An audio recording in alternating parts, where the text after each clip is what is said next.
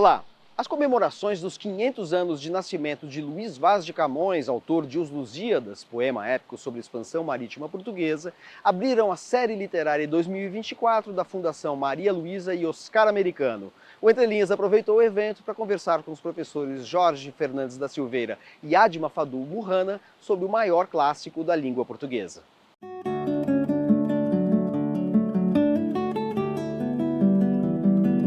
Jorge, Camões viveu num tempo de profundas transformações na Europa e, sobretudo, em Portugal. Como é que essas mudanças, essas transformações, de alguma maneira, conformaram a poesia, a poética camoniana? Camões vive o tempo da Revolução feita pela descoberta do Novo Mundo. O Novo Mundo através das navegações, né? Através da descoberta de outros lugares. Eu costumo dizer que realmente o que há de interessante nessa visão de Camões, que ele deixa claramente que o novo mundo, essas descobertas, exigem uma nova linguagem. Ele escreve, né, servilmente ou culturalmente, ou que seja, né, copiando, imitando mesmo um modelo antigo, para dar sentido ou mesmo valor a sua epopeia, e ele tem consciência da importância disso, mas ele avança criticamente no modo de repetir este modelo. O tempo é novo, exige mudança. Embora a gente associe muito o Camões aos Lusíadas, que é um poema épico, um poema narrativo, ele tem uma produção de sonetos que é igualmente importante, né? Qual é a sua visão dessa vertente da poética do Camões? Os sonetos, né, dão exatamente, de uma maneira que eu acho mais interessante, uma versão poética da sua experiência na escrita. Você tem informação sobre a biografia camoniana lendo sonetos como Enquanto quis fortuna que tivesse, Eu cantarei de amor tão docemente, O dia em que nasci moura e pereça. Ou seja, né, ele vai escrevendo poemas que a pura verdade não está calcada numa imitação do modelo clássico, né? Está calcada numa experiência cotidiana, que é a sua. E os sonetos têm esse lado, digamos, eu digo, biobibliográficos.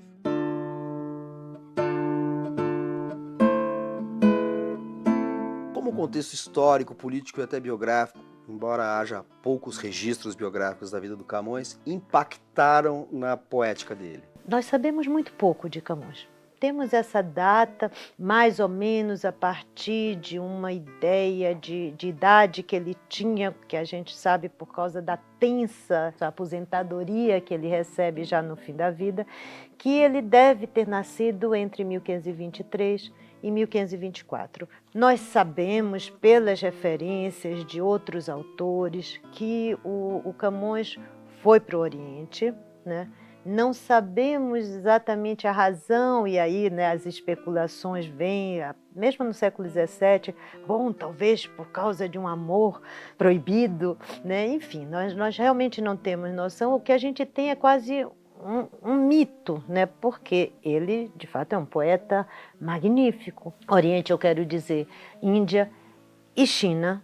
Tá? Inclusive em Macau existe a tal Gruta de Camões, onde ele teria, né, estado com uma namorada, ou uma bárbara, né? Alguém não europeia.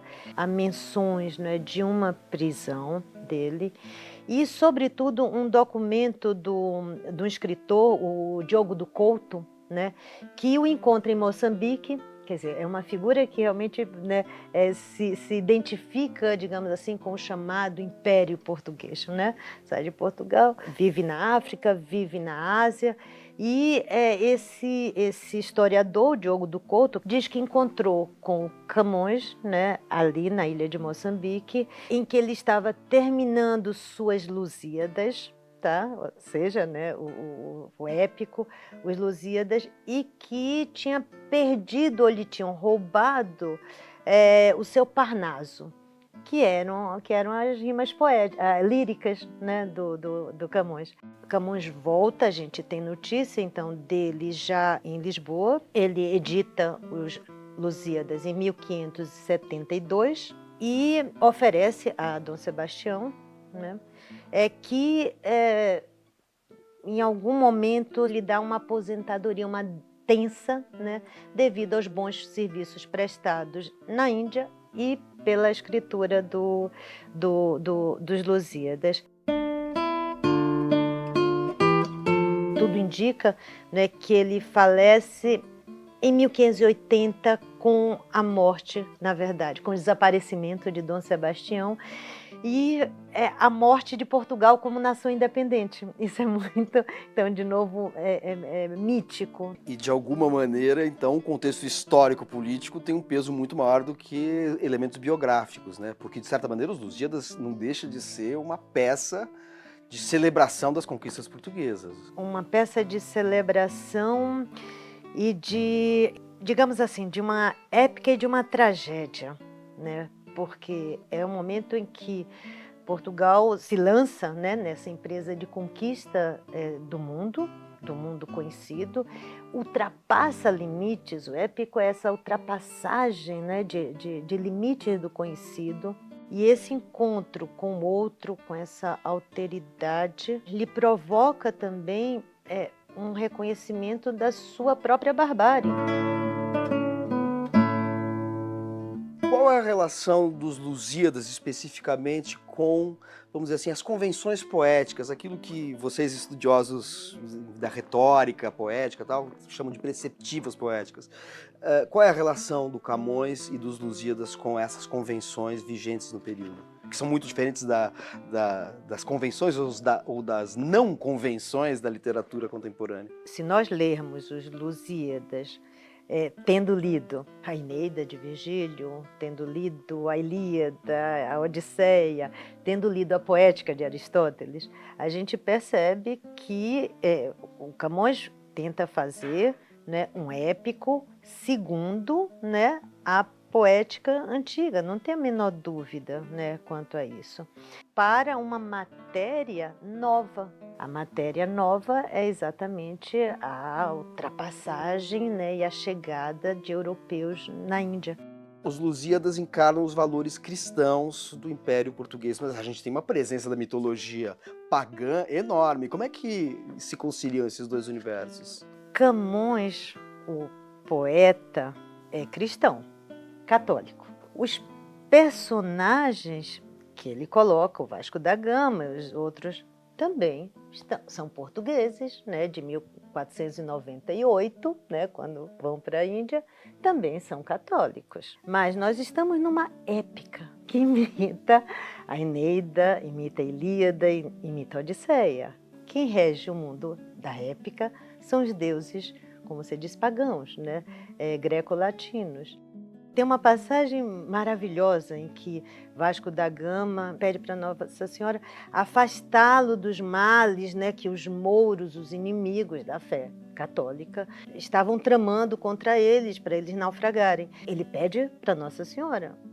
Quem ajuda eles a se safarem, né, dessa situação é Vênus. Então, a épica não é a história verdadeira. A épica é o mundo maravilhoso, verossímil, em que há deuses.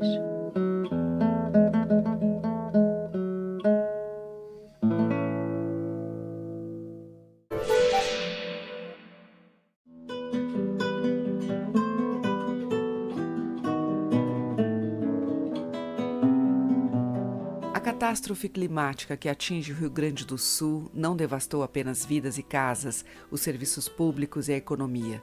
Também arrasou instituições culturais, cancelou agendas literárias e artísticas, além de ameaçar acervos de museus e editoras, especialmente na capital Porto Alegre, uma das mais vibrantes cidades do país, de onde a LPM comunicou a dramática inundação de seu depósito de livros.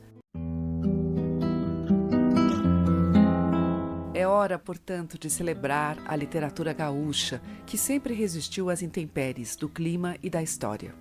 Figura seminal nessa vigorosa tradição é Simões Lopes Neto, cujos contos gauchescos são precursores da prosa regionalista. Morto em 1916, Lopes Neto alcançou o reconhecimento póstumo graças à publicação de suas obras pela Globo de Porto Alegre. Mais importante editora brasileira entre os anos 30 e 50, a casa publicou clássicos como Balzac, Toda a Comédia Humana, e Proust, os 7 volumes de Em Busca do Tempo Perdido, e reunia colaboradores como o ensaísta Augusto Maier e o romancista Érico Veríssimo. Érico Veríssimo, aliás, é um escritor central da literatura gaúcha, com o ciclo de romances históricos O Tempo e o Vento, além de pai de Luiz Fernando Veríssimo, o maior cronista contemporâneo. Igualmente central é Dionélio Machado, psiquiatra que, em Os Ratos, faz um retrato expressionista de Porto Alegre, colocando esse romance de 1935 entre as grandes obras da prosa modernista.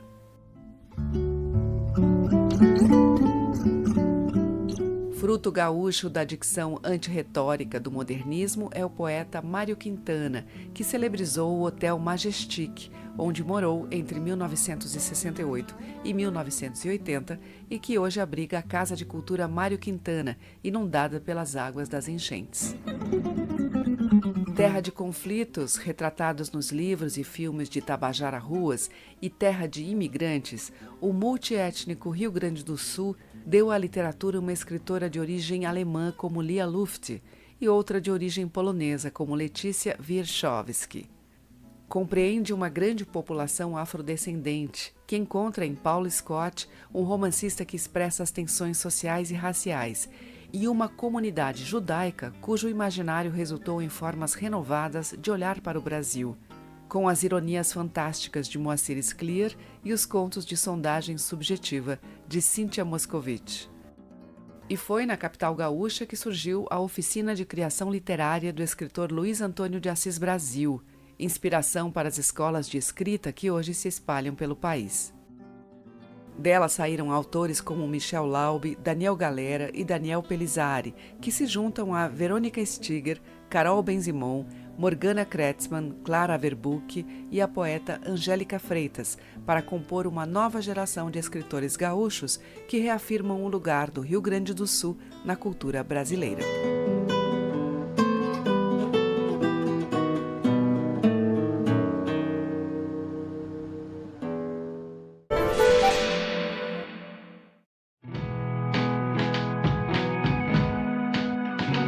Eu indico 1984, do George Orwell, porque é um livro muito bom. É antigo, mas é um livro que representa muito a sociedade de hoje.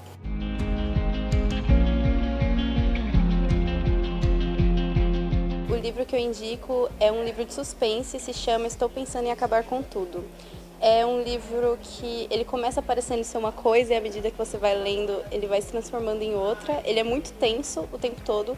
E eu recomendo ler sem nenhum spoiler, porque as reviravoltas que vão acontecendo é que deixam o livro legal. Depois do intervalo, uma entrevista com a escritora e jornalista Isabela de Andrade sobre o romance Baixo Paraíso. O Entre Linhas volta já.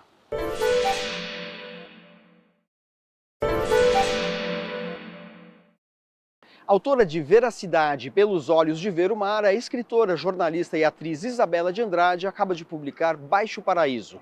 O romance, ambientado no interior de Goiás, é centrado em duas personagens, Marília e Gabriela, que são amigas de infância que dividem experiências, descobertas e traumas.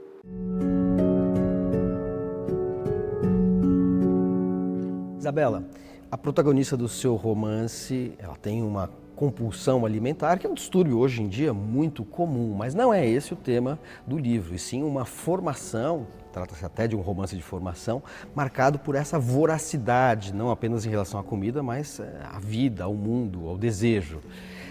Mas também é um romance ambientado numa cidade imaginária, Baixo Paraíso. Por que essa história, que poderia ser ambientada em São Paulo, no Rio, em Brasília, sua cidade natal, em qualquer outra cidade do Brasil, precisou de uma cidade imaginária? Eu acho que eu quis criar um espaço uma cidade que fosse também um personagem no livro, sabe? Que fosse um personagem tal e qual a Marília, tal e qual a Gabriela, tal e qual outras personagens que aparecem e que não tivesse tanto esse compromisso com a realidade que talvez uma cidade real me colocasse um pouco nisso. Baixo Paris é muito inspirada nessa região ali da Chapada dos Veadeiros, que eu costumo falar que é meu lugar no mundo. Eu sou de Brasília, muito ali pertinho da Chapada, então é onde eu sempre estava, foram as minhas primeiras viagens, foram minhas viagens de juventude, eram aquelas estradas onde eu comecei acho que a pensar e até pensar em escrita, então é muito um lugar afetivo para mim e eu quis escrever sobre esse lugar. Depois que eu me mudei para São Paulo, eu quis me colocar totalmente lá. E aí eu queria uma cidade que me permitisse transitar por esses diferentes espaços, assim, em um lugar só. E que essa personagem pudesse se desenvolver, se encontrar e devorar um pouco a cidade também ali, junto com ela mesma e com quem está ao redor. E essa cor local, essas tradições que são culturais, a paisagem, tudo entram muito no romance. Numa personagem que tem problemas com comida, que come excessivamente, etc. e tal, assim, o livro é atravessado também pelos quitutes, pelas comidas locais, pela comida familiar, né? Então isso é um elemento que é ambíguo, né? Porque ao mesmo tempo ela tem problemas com isso e o livro também tem um certo deleite seu aí com essa culinária, né? Eu gosto muito da comida nas histórias, seja em livro, em filme, em série. Eu sempre fico muito incomodada quando o personagem passa o dia inteiro e vive, não come, não toma um copo d'água. Eu falo, gente, está acontecendo, né? Como é que essa pessoa vive? Então eu queria trabalhar muito isso da comida, né? E a personagem tem um pouco essa voracidade, essa vontade de devorar, acho que não só comida, não só os alimentos, mas ela quer devorar o mundo, é um pouco um apetite por tudo que está ali ao redor, um pouco, e uma obsessão também nas pessoas e na comida.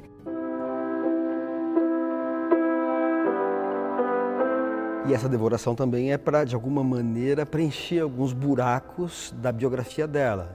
Tem um acontecimento ali muito grande logo no início do livro e que talvez muita gente me questione até porque que essa personagem não teria uma culpa maior. Ela ajuda ou permite a morte do padrasto, mas isso parece ali um pouco impactante no início, ao mesmo tempo que é uma daquelas mortes justificadas. Mas vamos deixar claro que o padrasto não é dela. Não, não é dela. É da Gabriela, que é a menina pela qual ela se apaixona. Exatamente. O que abre uma outra vertente do livro, que é essa relação de uma menina que se forma, tem a formação subjetiva dela, mas com uma orientação sexual que é homossexual, né? Exato. E eu gosto muito assim da personagem ser ambígua, sabe? Que tudo tem esses dois lados e como é na vida, né? Acho que nada é muito ali preto no branco, nada é muito raso. A gente tem muito esses lados por trás, do que leva a gente a fazer alguma coisa, do que leva a gente a escolher um caminho ou outro, escolher por uma pessoa ou pela outra.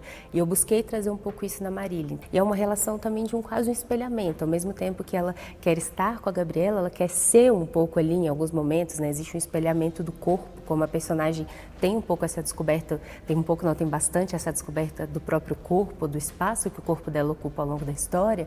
Ela tem essa troca com a Gabriela muito grande também, de entender que esse corpo da Gabriela talvez fosse o corpo ideal, o corpo perfeito. Ela não tem muita coragem de expor aquele corpo, às vezes não só em relação à Gabriela, mas até para entrar numa piscina, numa cachoeira. E isso também é um tema que dialoga muito com o momento atual, quando a gente pensa em meninas, né, criança, adolescente, sendo um romance de formação, isso está muito presente, essa vergonha, esse entendimento do próprio corpo. Ela tem uma espécie de bulimia, seria isso, né? Que ênfase você quis dar a essa questão que é tão contemporânea? São temas que eu queria muito trabalhar já na literatura, acho que eu não encontro muito esses temas em livros e foram temas que me movimentaram ao longo ali da adolescência e da infância, então eram temas importantes e caros ali para mim, que eu fui aprendendo a lidar melhor já enquanto adulta, então eu quis que isso estivesse no livro. E existe justamente quando essa questão do corpo, ela está sempre presente na vida de alguém que ainda é muito menina, a maturidade emocional ainda não se formou e ela quer colocar esse corpo dentro de um padrão, ela quer que esse corpo esteja perfeito, então ela vai buscar o que ela pode fazer. Ela se viciou nesses remédios buscando moldar esse corpo ao que ela acha certo.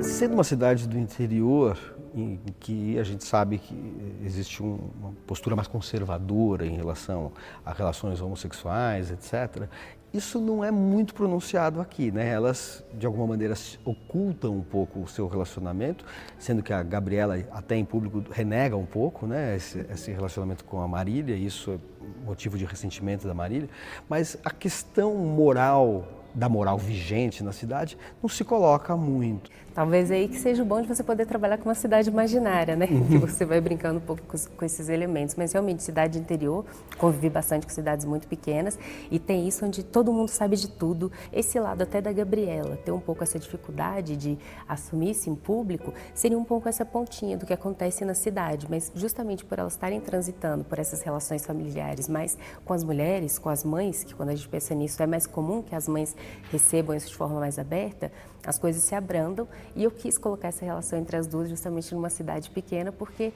seria tão mais comum e seria mais fácil numa cidade grande, né, onde as coisas já são mais permitidas.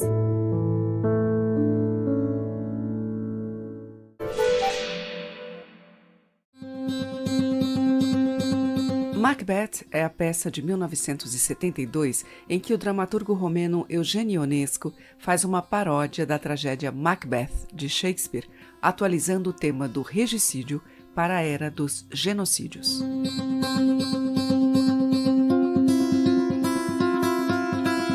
Em O Trabalho da Obra Maquiavel, o filósofo francês Claude Lefort percorre as leituras consagradas do clássico florentino para formular a sua visão do autor de O Príncipe como enunciador das fraturas irremediáveis da vida política.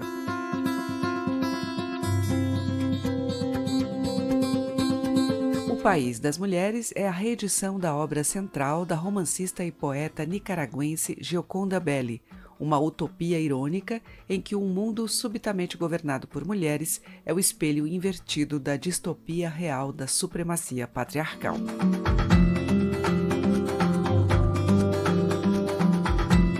E Cabeça de Galinha no Chão de Cimento, novo livro de Ricardo Domenech, poeta paulista radicado na Alemanha, é um mergulho na história familiar com dimensões antropológicas e psicanalíticas a partir de uma perspectiva poética homoerótica.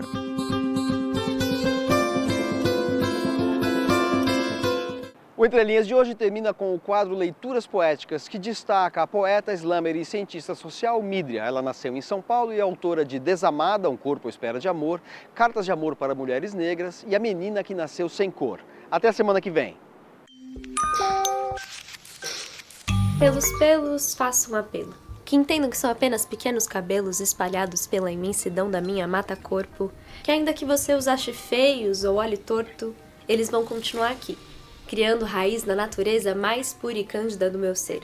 Vocês me chamam de suja, vocês me entendem que essa vastidão de minúsculas linhas que sobrepuja a minha pele são a mais linda expressão daquilo que carrego e rego, cultivo, como pequenas plantas do meu jardim privado e corporal.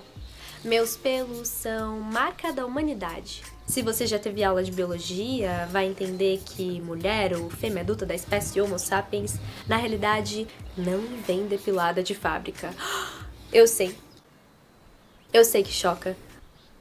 Todo cérebro criado na base de filme pornô nunca vai entender que mulher floresce demais pra caber nas molduras de uma fantasia esdrúxula, que se você é a espada de São Jorge, eu sou comigo ninguém pode, e meus pelos são pique-a-ver daninhas prontinhas pra infestar o seu terreno baldio de fotossíntese da realidade. Seu cérebro pequeno demais pra entender que mulher de verdade é muita flor pro seu vasinho. O que me deixa murcha é quando outro jardim ambulante quer jogar veneno no meu. Mulher que chega e me diz que eu devia infestar de praga minha Mata Atlântica, podar as minhas flores como se essas fossem as pragas, quando a realidade que está infestada, a mentalidade social moldada sob padrões misóginos, porque a mulher despetalada como mero receptáculo de beija-flor alheio, que não entende que tem espaço para todas nós florescermos, sermos mais do que meras sementes regadas na plantação do sistema patriarcal. Mas eu não, você não, nós não. Já florescemos, somos inteiras. E de meias palavras, paro por aqui. Depilação é construção social, não é natural, e não vejo a hora que entendam de forma definitiva e geral que meu corpo, minhas regras, minhas flores, meus pelos, minha escolha. Não é à toa que temos nomes de flor. Somos rosas, margaridas, petúnias, violetas, capitus e hortênsias, florescemos resistência. Parem de associar a natureza que em mim brota com falta de higiene, meu florescer perene que exala odores. Eu diria pólens, feromônios, os quais nenhum jardineiro se importa em provar. Mas podem ficar tranquilos. Eu vou passar a Gillette sim, vou tirar a laser sim, vou arrancar pela raiz o machismo enraizado na forma como vocês ensinam que meninas desde pequenas devem lidar com seus corpos de jardins, atacando a nossa subjetividade como se ela coubesse num padrão restrito, colocando o nosso corpo em toda a sua esplendorosidade florescida como um grande inimigo, querendo que odiemos nossas flores e nosso templo abrigo. Não guardo mais minhas flores na estufa. Hoje e sempre elas vão tomar sol.